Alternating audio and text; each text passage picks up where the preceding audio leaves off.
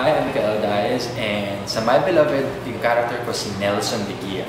So ako yung may lumiligaw kay Marian Rivera. Yung character ni Marian ay Sharina. And basically, may gustong-gusto talaga siya kay Sharina. Ngunit si Sharina may gusto kay Ding Dong, yung character ni Ding Dong, si Benji. So magka-love triangle kami.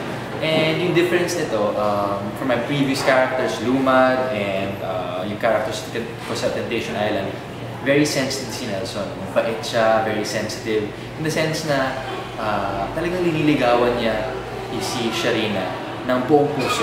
Binibigyan niya talaga yung buong pagkatao, buong puso niya. Wala talaga siyang kasamaan sa loob niya. At least sa ngayon na alam ko. So right now, my character is very nice. Pinapakita talaga niya yung mga feelings niya. Very understanding siya. Si Lumad, very sensitive rin naman, pero matapang siya. At hindi niya pinapakita, reserved siya, very conservative. Pero ngayon, papakita ni Nelson lahat. Okay? So, basically, sinusuot niya yung puso niya dito sa sleeve niya.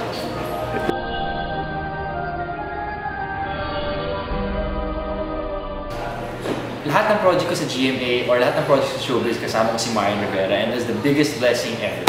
She is awesome to work with, lovely to work with, sobrang bilis lagi, I learn a lot. And hey, it's Marian Rivera, superstar GMA, sad ka pa, diba?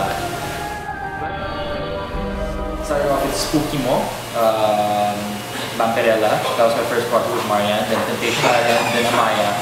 And this is going to be my fourth project with Marian Rivera na consecutive with My Beloved. So I'm really excited, maganda yung story, and actually the whole cast is excited.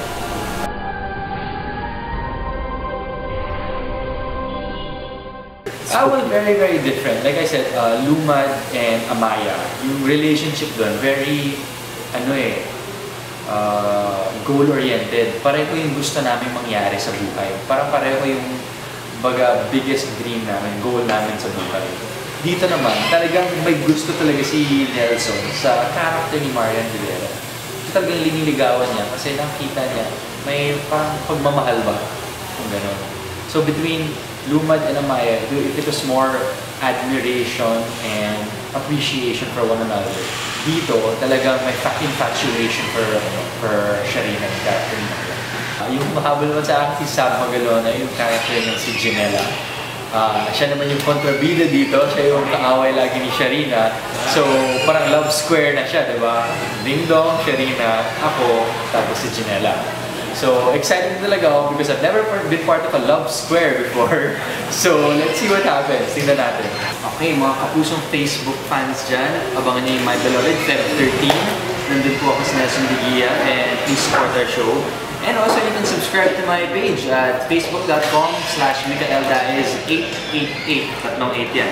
You can also follow me on Twitter, Mikael Daez. Yun yung username ko. Dire-diretso, one word lang yan. So, there. Sana ma-enjoy niyo My Beloved.